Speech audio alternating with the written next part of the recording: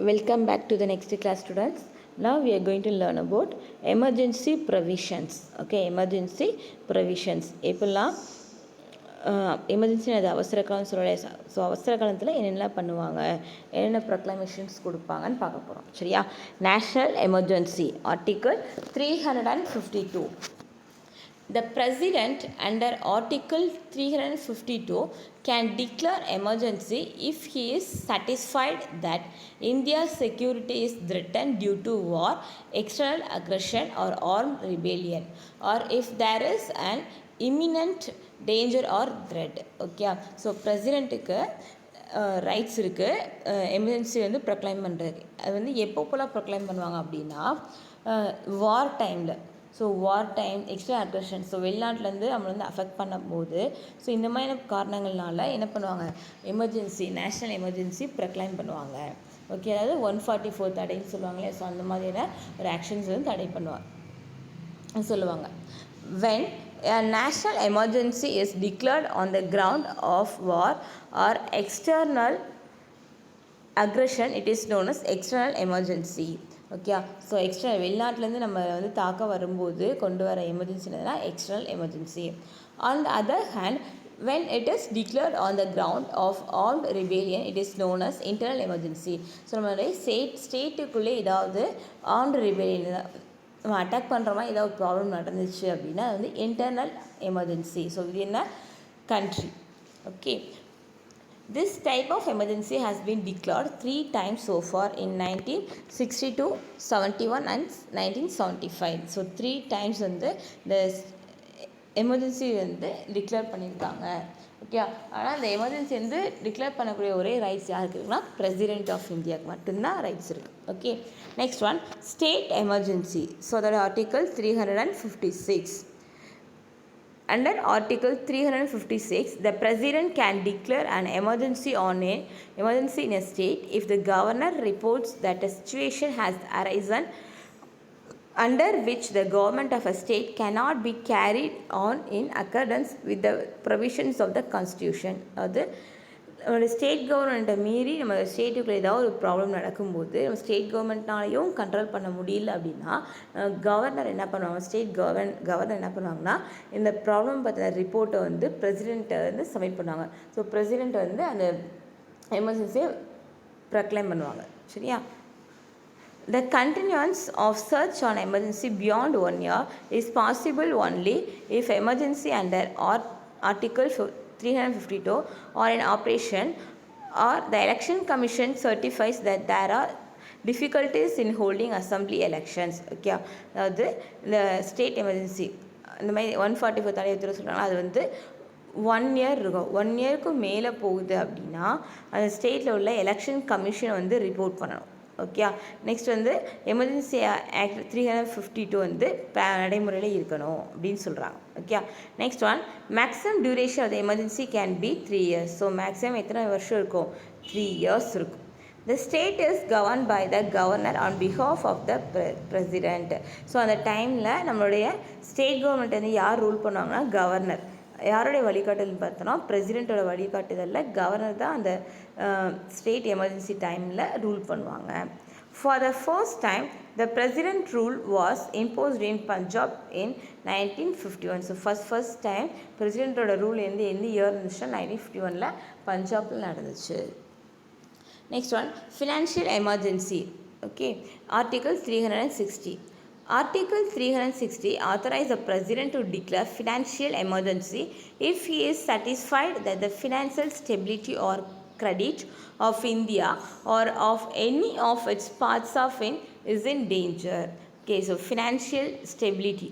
Okay, so நம்மளுடைய ஃபினான்ஷியலாக எந்த ஒரு ப்ராப்ளம் வந்தாலும் அந்த டைம்லையும் ஃபினான்ஷியல் எமர்ஜென்சி டிக்ளேர் பண்ணுறியான்னா பிரசிடெண்ட் தான். ஸோ அந்த டைமில் கவர்மெண்ட் சேலரிஸ் இதெல்லாம் அலோவன்ஸ் இது எல்லாத்தையும் என்ன பண்ணுவாங்க, ரெடியூஸ் பண்ணுவாங்க.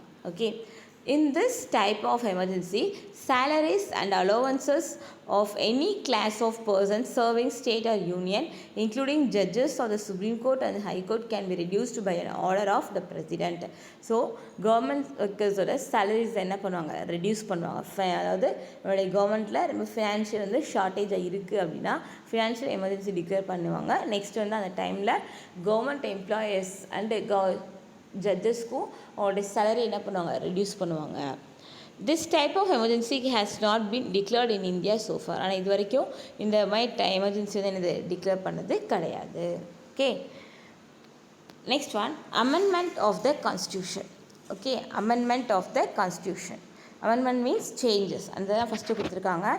த term amendment denotes change, improvement and modification. Okay, மாற்றி அமைக்கிறது. மாடிஃபிகேஷன் அது மாற்றி அமைக்கிறது. Article 368 of the Constitution in Part 10 deals with the powers of Parliament to amend the Constitution and its procedure. So என்ன கரெக்ஷன் கொண்டு வரலாம் அப்படின்னா ப்ரொசீஜர்ஸ் கொடுத்துருக்காங்க இந்த ஆர்டிக்கிள். சாரி, இந்த part 12 article 368. Okay, procedure. So இதில் என்னெல்லாம் ப்ரொசீஜர்ஸ்னால், ஃபஸ்ட்டு வந்து இந்த அமெண்ட்மெண்ட் கொண்டு வரணும், எந்த ஒரு மாற்றங்கள் கொண்டு வரணும்னா ஃபஸ்ட்டு இதை வந்து எங்கே இன்ட்ரடியூஸ் பண்ணணும் அப்படின்னா பார்லிமெண்ட்டில். Okay, lower house and upper house ரெண்டு ஹவுஸ்லையுமே வந்து ஃபஸ்ட்டு இனிஷியேட் பண்ணணும். ஸோ இனிஷியேட் பண்ணும்போது அது வந்து ஆக்டாக இருக்காது, அது லாவாக இருக்காது. அதோடைய நேம் என்னென்னா பில். ஓகே, ஸோ எந்த ஒரு சட்டத்தையும் கொண்டு வரணும் அப்படின்னா ஃபஸ்ட்டு பார்லிமெண்ட்டில் தான் அது வந்து ஸ்டார்ட் பண்ணணும். ஸோ அப்படி ஸ்டார்ட் பண்ணும்போது அந்த ப்ராப்ளம்ஸோட பேர் என்ன வரும், பில். அந்த ஆக்டோட நேம் வந்து bill. Okay, an amendment of this constitution may be initiated only by the introduction of a bill for the purpose in either house of a parliament, and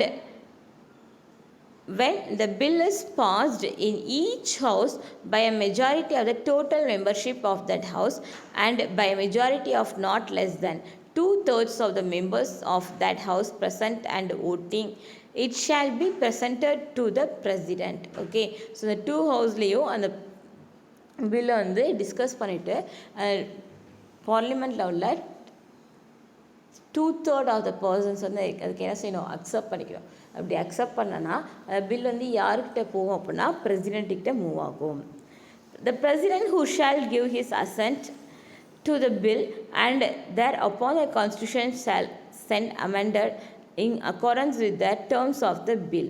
okay, so பிரசிடென்ட்டும் okay சொன்னதுக்கப்புறம் அந்த bill வந்து எங்கே போகும், அமெண்ட்மெண்ட்டாக மாறும்.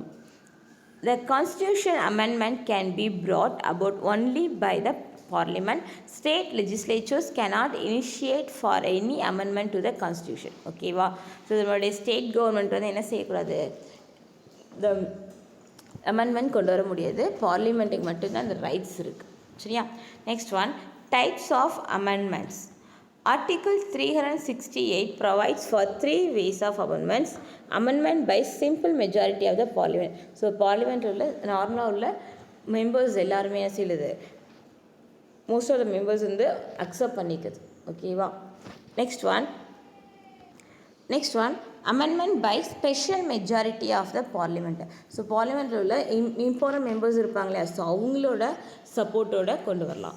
Next one, amendment by special majority of the parliament and the ratification of half of the state legislature. So amendment கொண்டு வரும்போது பார்லிமெண்ட்டில் ஸ்பெஷல் மெம்பர்ஸ் சொல்லலாம், அதோடு சேர்த்து ஸ்டேட் லெஜிஸ்லேச்சர்லேருந்து போவாங்க இல்லையா, ஸோ அவங்களுக்கும் சில ரைட்ஸ் இருக்குது. Okay, next one, constitution reform commissions. Okay, so the National Commission to review the working of the Constitution was set up by a resolution of the Government of India in 2000, headed by M.N. Venkatachalaya. Okay, in April 2007, a 3-member commission headed by the former Chief Justice of India, M.M. Poonji, was set up by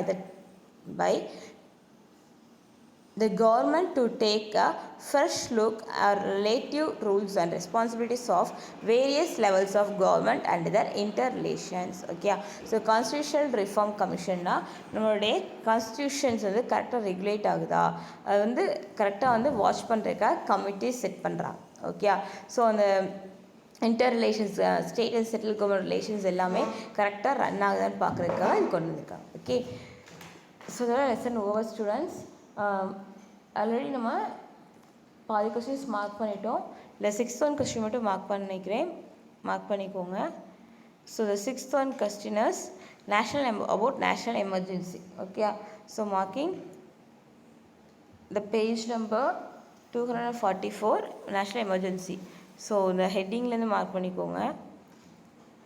okay, 6th question அதிலிருந்து next page internal emergency வரைக்கும் 6th one question. ஓகேவா? Then 7th one question பார்த்தோன்னா heading மட்டும் வரும். ஓகேவா? So இந்த relations heading இருக்கு இல்லையா, legislative relation, 7th one question சொல்கிறேன், legislative relation, administrative relations and financial relations. So எல்லா கொஸ்டின்ஸுமே நான் வீடியோலேயே மார்க் பண்ணிட்டேன். So don't skip any video. So mark the all questions and do the fair copy. Okay students, thank you.